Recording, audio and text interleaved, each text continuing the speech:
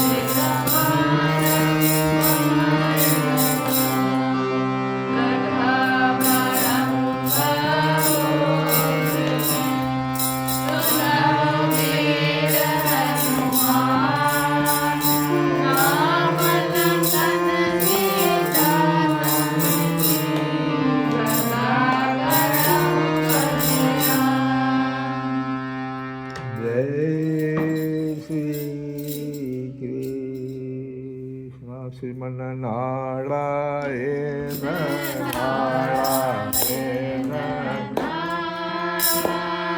श्रीमन नारायण नारायण नारायण श्रीमन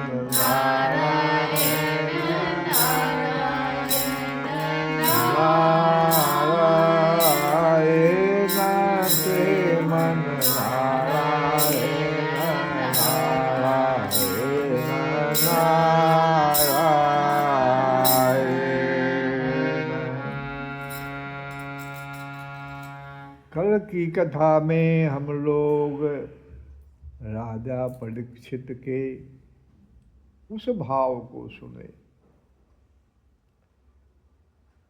जब देखो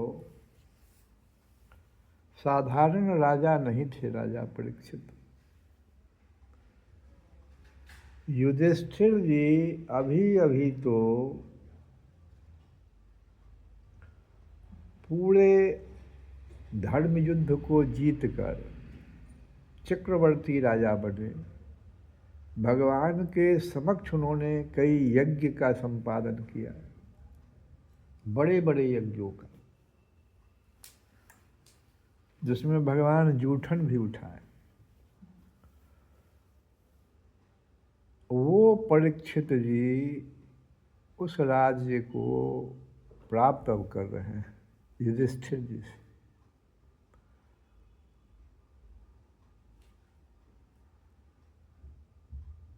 लेकिन अब कुछ युग का भी ऐसा हुआ कि उनसे एक गलती हो गई। भगवान जिस कारण से जन्म लेते हैं, विप्रधेनु सुरसम तहिता, यहाँ पर देखो विप्र और संत दो है, दो जगह विप्र भी हो गए और संत भी हो गए, बीच में तो धेनु वगैरह है ही। राजा परीक्षित से जो समीक मुनि का अपराध हो गया, वो महामुनि समीक ब्राह्मण थे, विप्र थे और संत भी थे।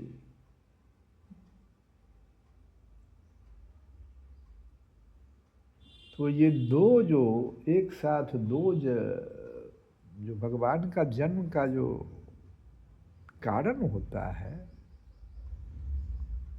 उसका बड़ा भारी उल्लंघन हो गया राजा परीक्षित से। अब बड़े विद्वान थे, तो उन्होंने ये निश्चय कर लिया कि हम तो अब गंगा जी के तट पर आमरण अनशन करके और अनन्य भाव से भगवान श्री कृष्ण के चरण कमलों का हम ध्यान करेंगे। हमसे तो अपराध हो गया। 7वें दिन तक्षक मुझे डसेगा, 7 दिन का समय है मुझे, और किनका हम ध्यान करेंगे। तो मद्भागवत के श्रीमद्भागवत के जो प्रथम अध्याय के प्रथम स्कंद के प्रथम श्लोक में जो आया है कि सत्यम परम धीमहि, उनका हम ध्यान करेंगे। सच्चिदानंद रूपाय, जिनका स्वरूप कैसा है, सत्य चित आनंद, उनका हम ध्यान करेंगे। और वे गंगा के किनारे चले आए। उतने बड़े राजा, सोचो, जैसे वे गंगा के किनारे पधारे तो जितने भी बड़े बड़े महा ऋषि मुनि सब अपने शिष्यों के साथ, जिनमें वशिष्ठ भी थे, अत्रि, च्यवन, भृगु, अंगिरा, पराशर, विश्वामित्र, परशुराम, अगस्त्य, भगवान व्यास जी स्वयं आ गए, नारद जी, ये सारे देवर्षि ब्रह्मर्षि सबके सबों का शुभागमन हो गया। और राजा ने जैसे देखा कि अरे भाई, विभिन्न गोत्रों के मुख्य मुख्य ऋषियों को एकत्र देखकर राजा ने सबका यथा योग्य सत्कार किया उस गंगा जी के तट पर ही, और उनके चरणों पर सिर रखकर वंदना किया। जब सब लोग आराम से अपने अपने आसनों पर बैठ गए, तब महाराज परीक्षित ने उन्हें फिर से प्रणाम किया। देखो संस्कार सीखो।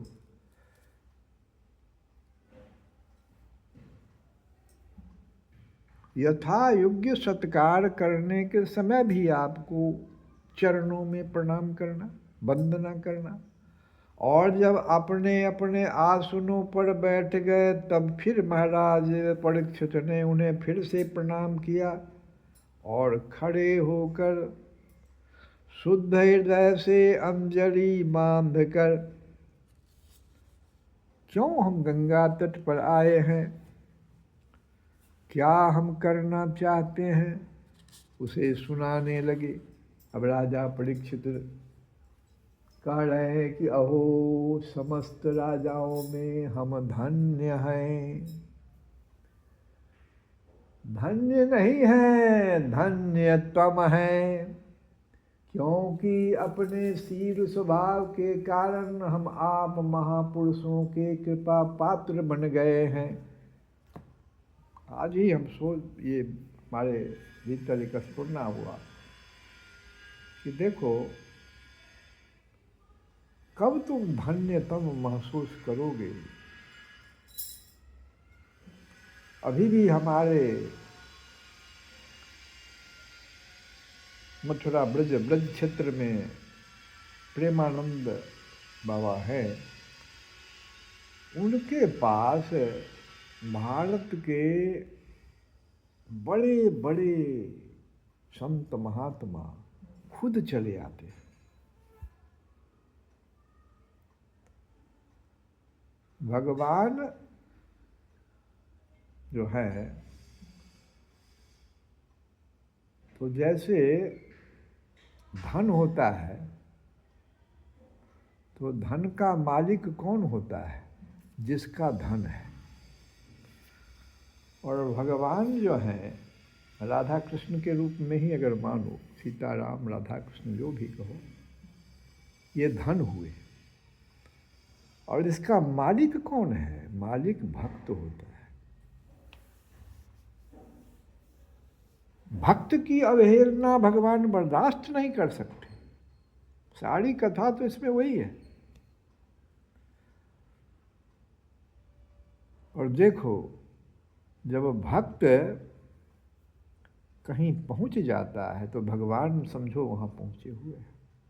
भगवान के भक्त अगर कहीं पहुंच जाए, तुम्हारे पास अगर तुम्हारे परिवार में ही बड़े बड़े महात्माओं का आना शुरू हो जाए, समझ लो कि भगवान तुम्हारे पर प्रसन्न है।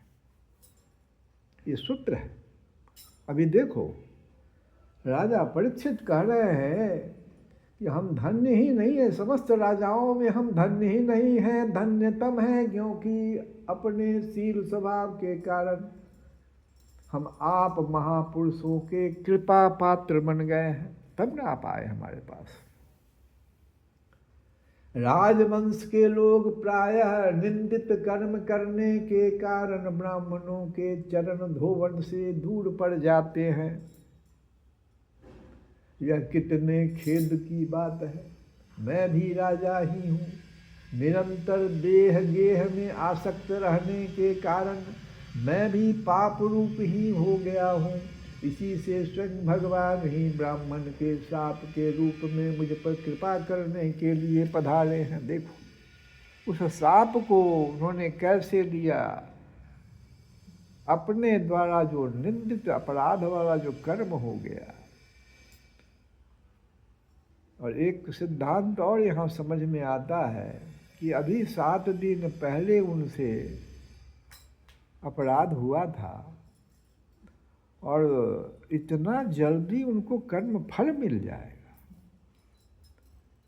ऐसा इसलिए हुआ क्योंकि राजा के रूप में भगवान स्वयं निवास करते हैं।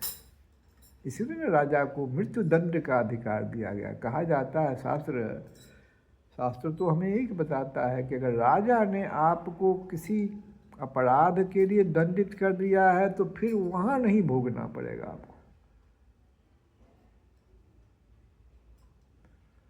और इतना अधिकार प्राप्त राजा अगर मान लो उससे ब्राह्मण का अपराध हो गया तो ये तो ठीक ही करे राजा परीक्षित की। भगवान ही ब्राह्मण के शाप के रूप में, क्यों? क्योंकि मैं जो है निरंतर देह गेह में ही आसक्त रहता था।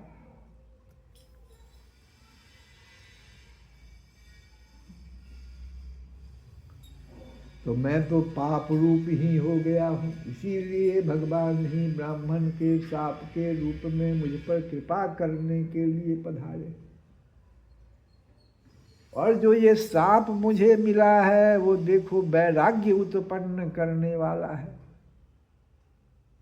सब कुछ अपने पुत्र जन्मेजय को सौंप करके आज गंगा तट पर चले आए हैं। यही तो वैराग्य हुआ। क्योंकि इस प्रकार के शाप से, जैसा शाप ये मुझे दिया गया है, संसार की जो आसक्ति है उसमें आसक्त पुरुष जो भयभीत होकर तब वो विरक्त हो जाया करते हैं। हे ब्राह्मणों, अब कहते हैं फिर जब अब मैंने अपने चित्त को भगवान के चरणों में समर्पित कर दिया है, मन बुद्धि चित्त अहंकार, ये चित्त को ही कहते हैं मैंने अपने चित्त को भगवान के चरणों में समर्पित कर दिया है। आप लोग और माँ गंगा जी, आप लोग संत लोग यहाँ पर आ गए, इतने बड़े बड़े संत, और गंगा जी भी यहीं पर है। तो आप लोग और माँ गंगा जी शरणागत जानकर, अब मुझे आप दोनों शरणागत जानकर मुझ पर कृपा कीजिए, अनुग्रह करिए। क्या अनुग्रह कीजिए? कि ब्राह्मण कुमार के शाप से प्रेरित कोई दूसरा कपट से तक्षक का रूप धर कर मुझे डस ले, अथवा स्वयं तक्षक आकर डस ले, इसकी मुझे तनिक भी परवाह नहीं है। आप लोग कृपा करके भगवान की रसमयी लीलाओं का गायन करिए।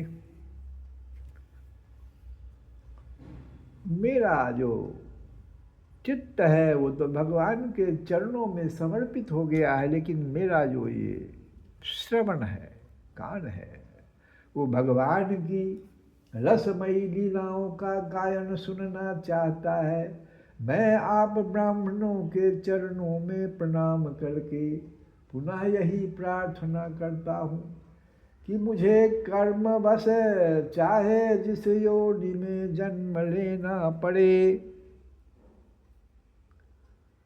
मुझे कर्म बस चाहे जिस योनि में जन्म लेना पड़े, भगवान श्री कृष्ण के चरणों में मेरा अनुराग हो, उनके चरणाश्रित महात्माओं से विशेष प्रीति हो। भगवान के चरणों में अनुराग हो, उनके चरण आश्रित महात्माओं से विशेष प्रीति हो और जगत के समस्त प्राणियों के प्रति मेरी एक सी मैत्री रहे। सबके प्रति मैत्री भाव, ऐसा आप आशीर्वाद दीजिए। महाराज परीक्षित परम धीर थे। वैसा दृढ़ निश्चय करके गंगा जी के दक्षिण तट पर पूर्व की ओर पूर्वाग्र कुशों के आसन पर उत्तर मुख होकर बैठ गए। राजकाज का भार तो उन्होंने पहले ही अपने पुत्र जन्मेजय को सौंप दिया था। पृथ्वी के एक छत्र सम्राट परीक्षित जब इस प्रकार आमरण अनशन का निश्चय करके बैठ गए, तब आकाश में स्थित देवता लोग बड़े आनंद से उनकी प्रशंसा करते हुए वहाँ पृथ्वी पर पुष्पों की वर्षा करने लगे तथा उनके नगाड़े बार बार बजने लगे। सभी उपस्थित महर्षियों ने परीक्षित के निश्चय की प्रशंसा की और साधु साधु कहकर उनका अनुमोदन किया। ऋषि लोग तो स्वभाव से ही लोगों पर अनुग्रह की वर्षा करते रहते हैं। यही नहीं, उनकी सारी शक्ति लोक पर कृपा करने के लिए ही होती है।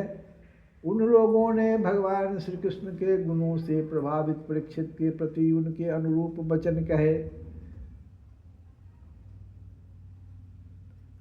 अब जो जितने भी बड़े बड़े महात्मा वहाँ पधारे हैं, वो राजा परीक्षित को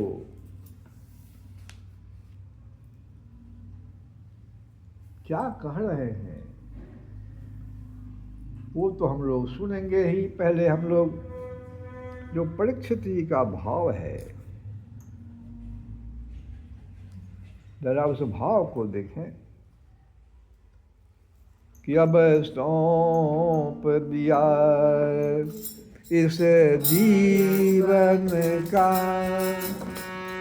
सब भार तुम्हारे हाथों में। अब सौंप दिया इस जीवन का सब भार तुम्हारे हाथों है। जीत तुम्हारे हाथों में और हार तुम्हारे हाथों है। जीत तुम्हारे हाथों में और हार तुम्हारे हाथों। अब सौंप दिया इस जीवन का सब भार तुम्हारे हाथों है। जीत तुम्हारे हाथों में और हार तुम्हारे हाथों। जो जग में रहूं तो ऐसे रहूं जो जल में कमल का फूल रहे। जो जल में कमल का फूल रहे। मेरे सब गुण दोष समर्पित हो। मेरे सब गुण दोष समर्पित हो। करता तुम्हारे हाथों में। अब सौंप दिया इस जीवन का सब भार तुम्हारे हाथों में। सब भार तुम्हारे हाथों में।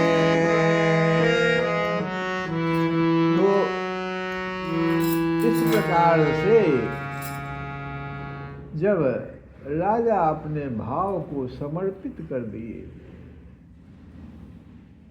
तो ऋषियों ने क्या कहा कि राजा, हे राजा सुनो, हे राजर्षि शिरोमणि, भगवान श्री कृष्ण के सेवक और अनुयायी आप पांडु वंशियों के लिए यह कोई आश्चर्य की बात नहीं है, क्योंकि आप लोगों ने भगवान की सन्निधि प्राप्त करने की आकांक्षा से उस राज सिंहासन का एक क्षण में ही परित्याग कर दिया जिसकी सेवा बड़े बड़े राजा अपने मुकुट से करते थे। हम सब तब तक यहीं रहेंगे, हम सब तब तक यहीं रहेंगे जब तक ये भगवान के परम भक्त परीक्षित अपने नश्वर शरीर को छोड़कर माया दोष एवं शोक से रहित भगवत धाम में नहीं चले जाते। और कितना मधुर, कितना ये वचन जो है मधुर हो सकता है, गंभीर, सत्य और समता से युक्त है। इसको तो राजा परीक्षित ने भाप लिया, समझ लिया। उन्हें सुनकर राजा परीक्षित ने उन योग युक्त मुनियों का फिर अभिनंदन किया और भगवान के मनोहर चरित्र सुनने की इच्छा से ऋषियों से फिर प्रार्थना कर दिया कि महात्माओं, आप सभी सब ओर से यहाँ पधारे हैं। आप सत्यलोक में रहने वाले मूर्तिमान वेदों के समान हैं। आप लोगों का दूसरों पर अनुग्रह करने के अतिरिक्त ये आपका सहज स्वभाव ही है। इस लोक या परलोक में और कोई अपना स्वार्थ तो है नहीं। हे विप्रवरों, आप लोगों पर पूर्ण विश्वास करके मैं अपने कर्तव्य के संबंध में यह पूछने योग्य प्रश्न करता हूँ।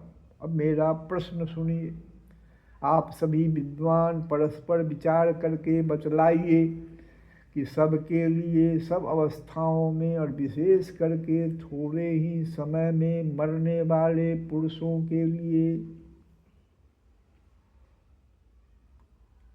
आप सभी विद्वान हैं, परस्पर विचार करके बताइए।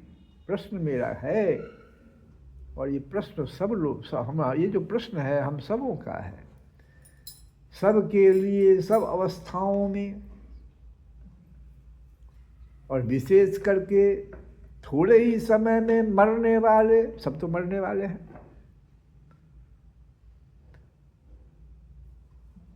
तो मरने वाले पुरुषों के लिए अंतःकरण और शरीर से करने योग्य विशुद्ध कर्म अब कौन सा है?